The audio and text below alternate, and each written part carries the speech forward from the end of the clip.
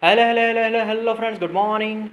Welcome to my amazing Parasa channel Physics Universe. I hope you are all fine at your home and we are enjoying this online lecture. So guys, today's our topic is sound propagation requires a material medium. So sound propagation. So earlier we discussed about this type of propagation that always sound have to pass through some medium. If there is no medium, then sound can't pass through any non medium material, right. तो उसको पास होने के लिए medium ज़रूर चाहिए। इसका अगर best example यहाँ पर एक डेमोन्स्ट्रेशन से दिखाएंगे तो basically suppose we have one electric bell.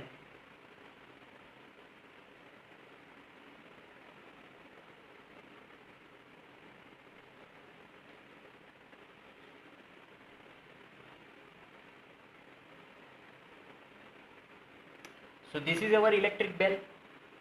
अब मैं इस इलेक्ट्रिक बेल को एक जार के साथ कनेक्ट करने वाला हूँ, राइट। ओके, यहाँ से एक पाइप जाएगी,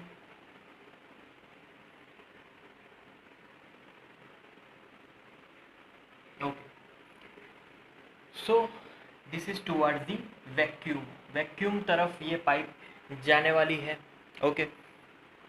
अब इलेक्ट्रिक बेल को मैंने एक चैम्बर मतलब कि एक जार के साथ इसको बंद कर दिया है, जो कि कांच का बना हुआ ट्रांसपेरेंट जार है। और जार के जो बॉटम से वैक्यूम में जाने वाली पाइप है, तो वैक्यूम अभी ऑफ कंडीशन में, वैक्यूम अभी हमने ऑन नहीं की है। अगर वैक्यूम अभी ऑफ कंडीशन में है मतलब कि यहाँ पर सारे एयर मॉलिक्यूल्स अभी मौजूद है, राइट, ओके। अब यहाँ पर मैं स्विच ऑन करूँगा। स्विच ऑन करने से जल्दी से ही ये इलेक्ट्रिक बेल स्टार्ट हो जाएगी। जैसे ये इलेक्ट्रिक बेल स्टार्ट होगी, पहले ये क्या करेगा, यहाँ से जो साउंड एनर्जी क्रिएट हो रही है वो आसपास के सराउंडिंग वाली जो भी एयर है, जार के अंदर वाली एयर, उसको पहले वाइब्रेट करेगी। फिर वो वाइब्रेशन धीरे धीरे धीरे जार की सरफेस तक पहुँचेगा और जार की सरफेस का फिर वाइब्रेशन वो सराउंडिंग में जाएगा और फिर हमें सुनाई देगा। भले ही यहाँ पर जार है फिर भी हम लोग सुन पाएंगे, क्योंकि यहाँ पर साउंड एनर्जी को प्रोपेगेट करने वाला मीडियम है, that is our air medium, right. तो एयर मीडियम यहाँ से बाहर है, अंदर भी है, इसीलिए साउंड हमें सुनाई देगा। अब इलेक्ट्रिक बेल को बंद करेंगे, पहले यहाँ से वैक्यूम स्टार्ट करेंगे। वैक्यूम स्टार्ट करने के बाद पूरी एयर यहाँ से खींच लेंगे। पूरी एयर खींचने के बाद फिर वापस इलेक्ट्रिक बेल को स्टार्ट करेंगे। तो अब जो इलेक्ट्रिक बेल यहाँ पर हमें दिखेगी कि वो कंटिन्यूसली वाइब्रेट हो रही है, बट फिर भी उसकी आवाज़ हम तक नहीं पहुँच रही।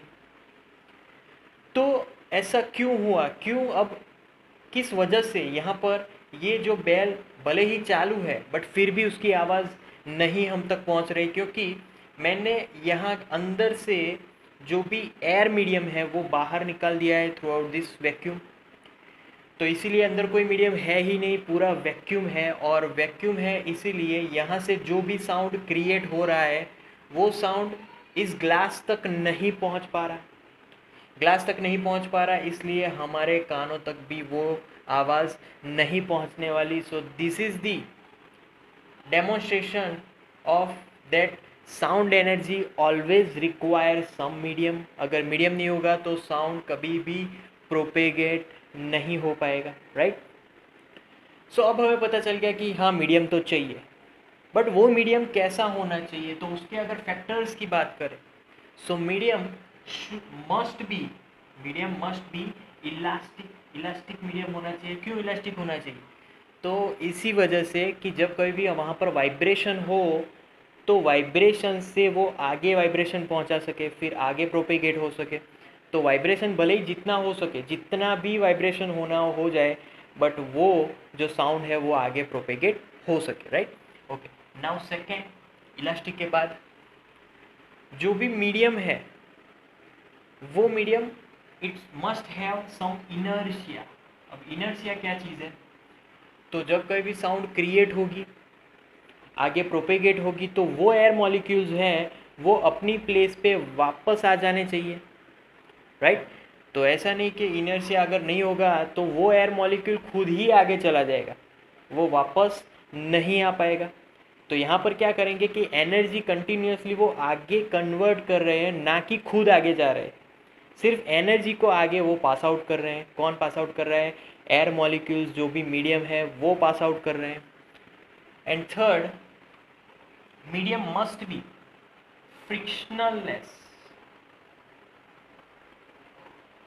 विदाउट फ्रिक्शन मीडियम हमें लेना चाहिए। अगर फ्रिक्शन वाला मीडियम लेंगे तो वहाँ पर हीट भी प्रोड्यूस हो सकती है, क्योंकि फ्रिक्शन से हीट प्रोड्यूस होती है ऑलवेज, राइट। तो फ्रिक्शनलेस मीडियम ही अगर हम लोग उसको यूज़ करेंगे तो वहाँ पर हीट एनर्जी लॉस नहीं होगा। सपोज़ कि हम लोग फ्रिक्शन वाला मीडियम लेंगे तो उसके कॉन्सिक्वेंसेस क्या होंगे? तो कॉन्सिक्वेंसेस में फर्स्ट कॉन्सिक्वेंसेस दैट इज़ वहाँ पर हीट एनर्जी प्रोड्यूस होगी। तो हमें यहाँ पर हीट एनर्जी चाहिए ही नहीं, बट हीट एनर्जी अगर प्रोड्यूस होगी तो वो हमारे लिए लॉस हो जाएगा, right. So this three factors, इस फैक्टर्स पे हमें इम्पोर्टेंस देनी है जब कोई भी हम लोग मीडियम डिसाइड कर रहे हैं। तो अगर ये तीन फैक्टर्स के हिसाब से मैं अगर मीडियम के एग्जांपल्स लिखूं तो पहले है वाटर, ऑयल, फिर पेट्रोल, केरोसिन, ये सभी मीडियम्स में साउंड प्रोपेगेट हो सकते हैं, राइट। अब मैं एग्जांपल लिखने वाला हूँ कौन से मीडियम में साउंड प्रोपेगेट नहीं हो सकते। तो first is curtain, thick clothes,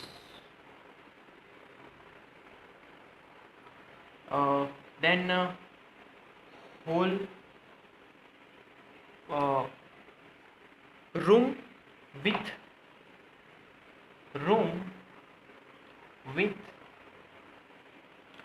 many holes। जैसे कि अगर मैं इस एग्जांपल की बात करूं तो हमारे जो मल्टीप्लेक्सेस है उनके अगर रूम आप देखोगे तो वो नॉइस प्रूफ होंगे। नॉइस प्रूफ मतलब कि जो भी लकड़े की अगर वॉल है उस पर उन लोगों ने होल्स किए होंगे कि जिससे नॉइस क्रिएट ना हो पाए और हम अच्छे से सुन सके। तो ये सभी नॉन रिफ्लेक्टिव साउंड है। ये क्या करेंगे? तुरंत ही साउंड को एब्जॉर्ब कर देंगे। साउंड एब्जॉर्ब कर देंगे तो फिर हमारे तक साउंड नहीं पहुंच पाएगा, और ये सब साउंड को प्रोपेगेट कर सकते हैं। ये सारे मीडियम्स हैं, right. So that's our topic, guys. Sound propagation requires a material medium. That's it for today now. Thank you so much for viewing my audio lectures till the end. That means a lot to me. Please like my videos and subscribe my channel.